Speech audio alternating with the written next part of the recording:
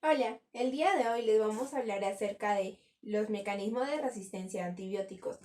¿Sabes que existen millones de pequeñas bacterias a tu alrededor?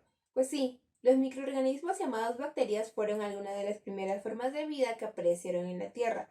A pesar de constar de una sola célula, su biomasa total es mayor al de todas las plantas y animales combinados, y viven prácticamente en todas partes, en el suelo, en el agua, en tu piel e incluso dentro de ti.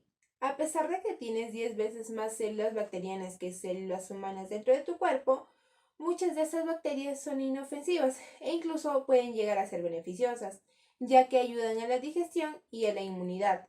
Pero hay manzanas podridas que pueden causar infecciones peligrosas. Esto va desde pequeños inconvenientes hasta epidemias mortales. Por suerte, hay medicamentos sorprendentes listos para combatir infecciones bacterianas, sintetizados a partir de productos químicos o también de productos de origen natural.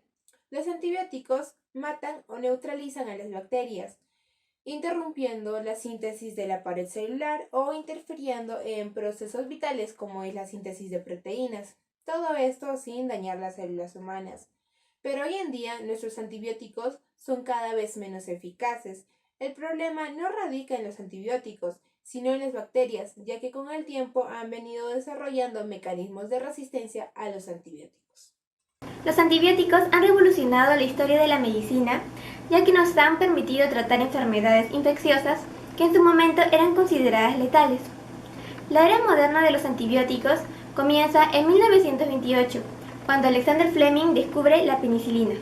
No obstante, es en 1940 cuando el mismo grupo de investigadores que descubrieron la penicilina también descubren un grupo de bacterias que son capaces de producir una proteína llamada penicilinasa, que es capaz de conferirles a las bacterias resistencia a sus antibióticos.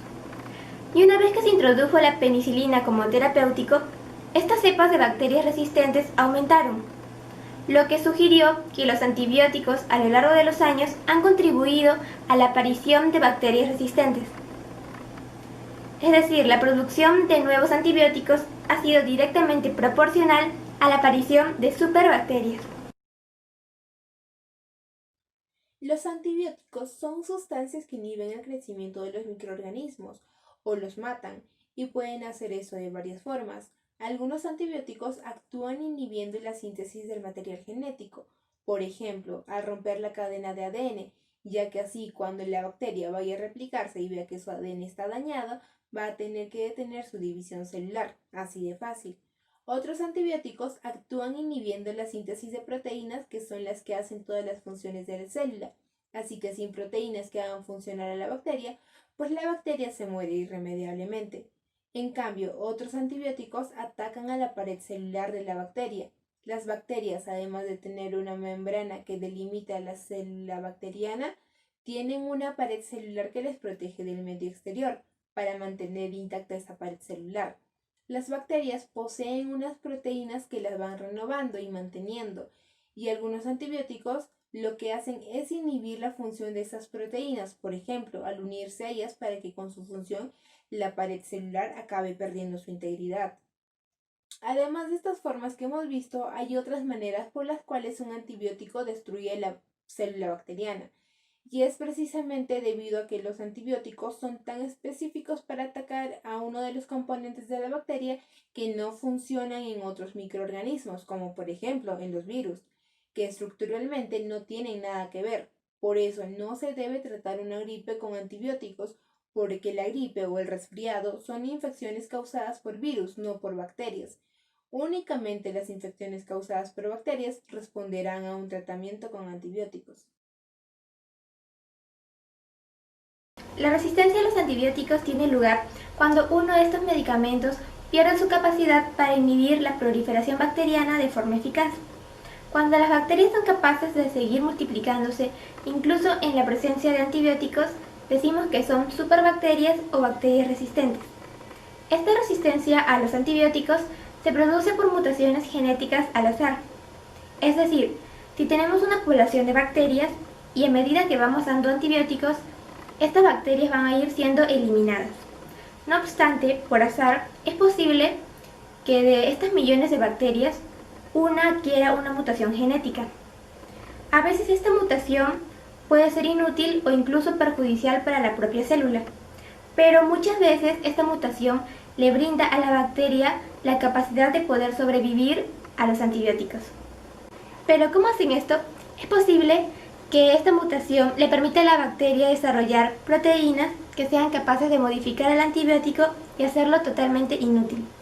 Por ejemplo, las beta-lactamasas, que son unas enzimas capaces de romper partes específicas de un antibiótico llamado beta-lactámico. Unos ejemplos de beta-lactámicos son las cefalosporinas y la penicilina. Entonces, a medida que vayamos tomando el antibiótico, vamos a ir eliminando la mayor parte de la población bacteriana, de forma que estas bacterias resistentes van a tener cada vez más espacio y más nutrientes para seguir multiplicándose. Esto pasa por un proceso que se llama selección natural, por el cual las bacterias más débiles o las más sensibles al antibiótico van a ir muriendo primero, y solo quedarán aquellas bacterias que sean resistentes, las cuales van a continuar multiplicándose y además van a transferirle estos genes a su descendencia. Y lo que es peor, no solo a su descendencia, sino también a otras bacterias. A continuación, vamos a explicar los principales mecanismos de resistencia a los antibióticos. Acá tenemos representado con el cuadro de color verde el antibiótico. Y ese antibiótico va a tener una afinidad química por algunas proteínas en la bacteria. Entonces, aquí vemos cómo ese antibiótico se une y tiene una alta afinidad. Y esta afinidad es lo que nos va a producir que haya una muerte de la bacteria, ya que vamos a alterar la función de la fisiología bacteriana. Pero podemos también tener una bacteria, en este caso de color morado, que tiene una proteína similar, pero si nos damos cuenta, la forma es diferente y ese antibiótico de color verde pues no puede interactuar con esta proteína porque es una proteína diferente y entonces la bacteria se va a volver resistente. ¿Por qué? Porque no hay interacción química entre el antibiótico y la proteína bacteriana.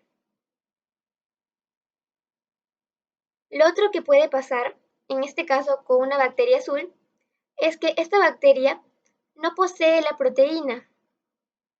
Entonces, el antibiótico no va a tener ningún sitio donde actuar.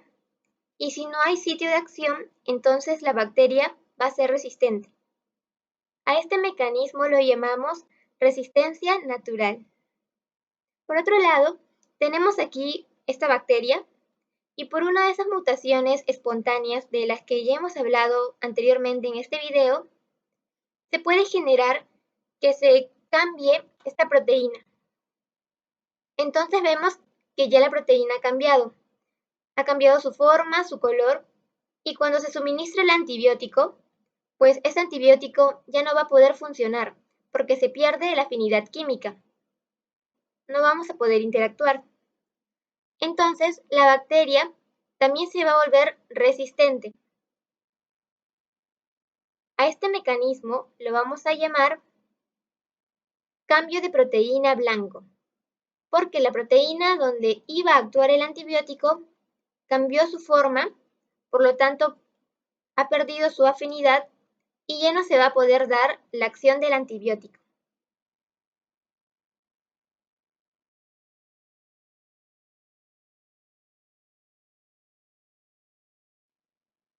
Lo otro que pueden presentar las bacterias son enzimas. Si vemos, las proteínas azules siguen siendo las mismas, pero esta bacteria va a generar unas enzimas. Ahí las tenemos. Y cuando suministramos el antibiótico, estas enzimas van a estar encargadas de degradarlo. Como vemos, las enzimas van a ir degradando y no vamos a alcanzar esa concentración inhibitoria mínima. Entonces la bacteria se va a volver resistente. Este mecanismo lo llamamos lisis enzimática del antibiótico.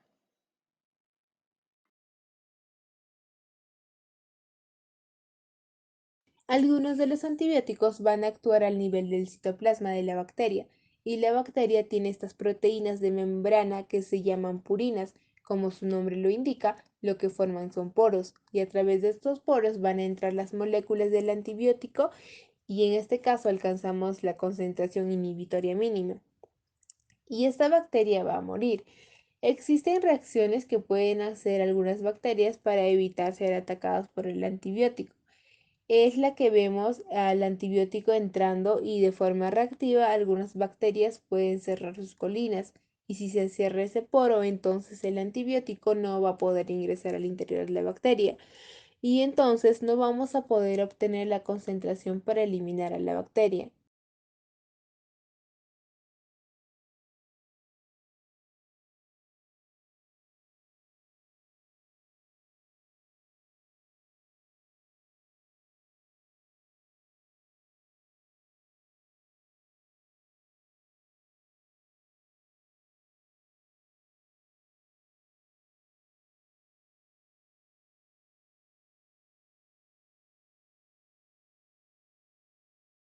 Por otra parte, cuando el antibiótico entra va a haber una alerta de citotoxicidad a nivel del citoplasma bacteriano. En este vamos a tener el cierre que va a limitar la entrada del antibiótico al interior de la bacteria. Entonces, no alcanzamos concentración inhibitoria mínima y esta bacteria se vuelve resistente en nuestro cuarto mecanismo de resistencia bacteriana. Entonces es cierre de purinas.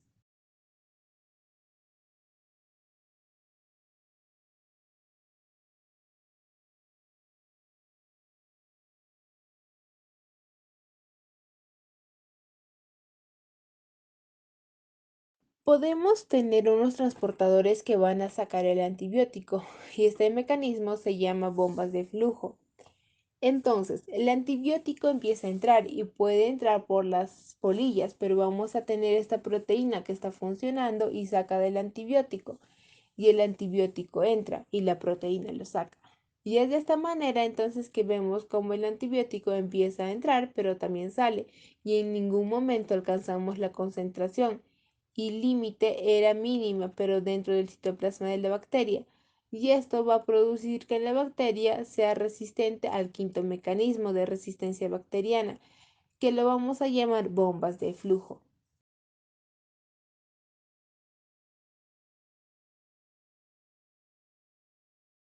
¿Y cuánto tiempo nos queda hasta que estas bacterias se vuelvan superbacterias?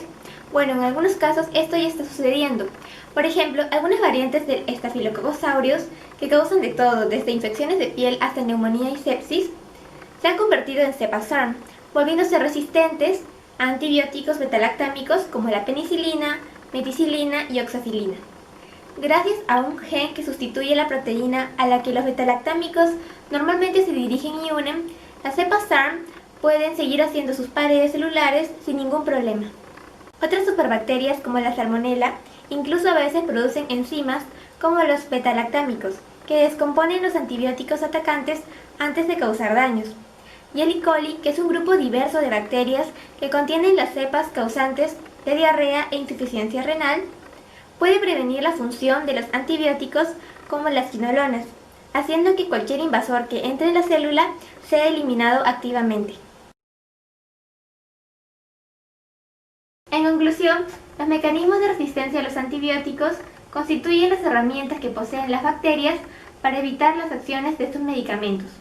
Son muy variados y dentro de los más importantes tenemos a la resistencia natural, al cambio de proteína blanca, a la lisis enzimática, al cierre de porinas y a las bombas de flujo. Es muy importante conocer estos mecanismos porque de esta manera vamos a entender la base del problema de la resistencia a los antibióticos, que actualmente constituye un problema mundial de salud pública. Muchas gracias.